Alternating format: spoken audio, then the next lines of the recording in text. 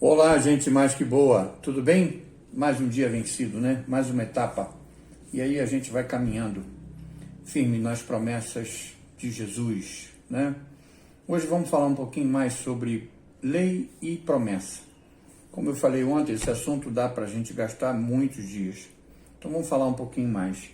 E eu vou aproveitar praticamente o mesmo texto que eu li de Romanos, capítulo 4, versos 16 e 17.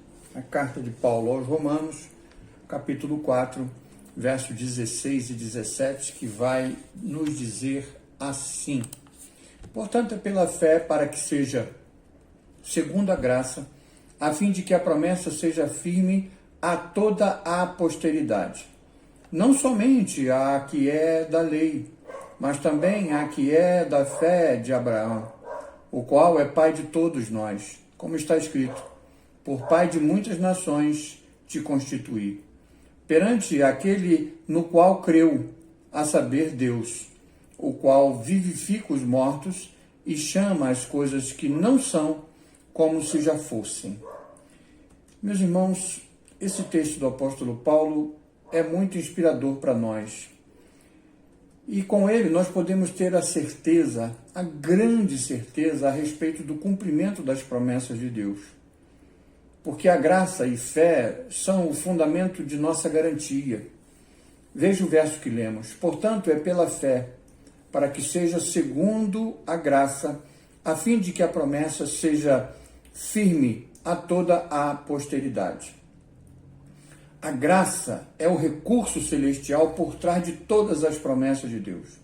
A fé é um meio simples de acessar essa graça.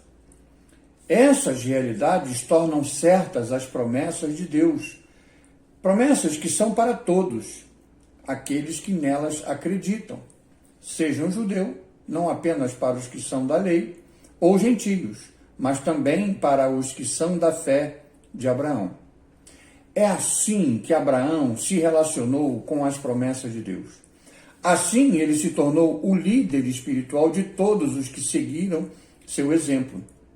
Quem é o pai de todos nós? Como está escrito: eu fiz pai de muitas nações. E na presença dele, em quem ele acreditava. O Deus verdadeiro e vivo, a quem Abraão creu, tem aqui duas atribuições que também vão fortalecer em muito a nossa segurança na realização das promessas de Deus. A primeira atribuição que nós vemos é que Deus, ele é aquele que dá vida aos mortos. Aqui eu queria que você considerasse comigo o impacto que esse atributo tem sobre a nossa confiança nas promessas de Deus. Frequentemente, as promessas de Deus devem superar a morte ou alguma circunstância mortal para poder ser cumprida. A promessa de que Lázaro viveria novamente foi dada enquanto seu corpo estava deitado em uma tumba.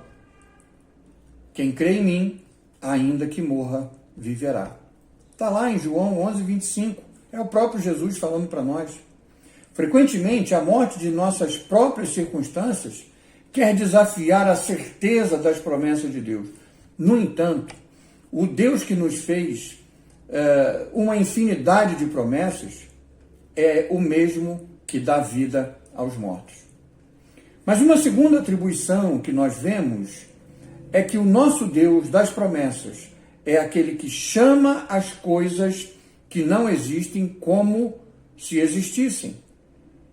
Ainda não somos pessoalmente justos, em nenhum sentido intrínseco. No entanto, Deus nos chama de justos, aqueles que foram justificados, declarados justos em Cristo. A quem chamou, a estes também justificou. É o mesmo apóstolo Paulo escrevendo a Romanos, capítulo 8, verso 30. Ainda não somos glorificados experimentalmente. No entanto, Deus trata a nossa glorificação como uma coisa já realizada. A quem justificou, a esses também glorificou. Que alegria, meus irmãos, saber que o Deus da promessa trará de fato o que ele promete profeticamente. E mediante a isso, o meu coração está consolado e minha fé está fortalecido pela inegável certeza que invade meu coração de que as promessas do meu Senhor Deus serão cumpridas uma a seu tempo. E uma outra coisa, nem a morte pode impedir que Deus cumpra as suas promessas. O que não existe não pode impedi-lo de trazer à tona o que ele declara real. Então, que certeza abençoadora está disponível através de todas as promessas de Deus para cada um de nós. E isto é pela graça através da fé.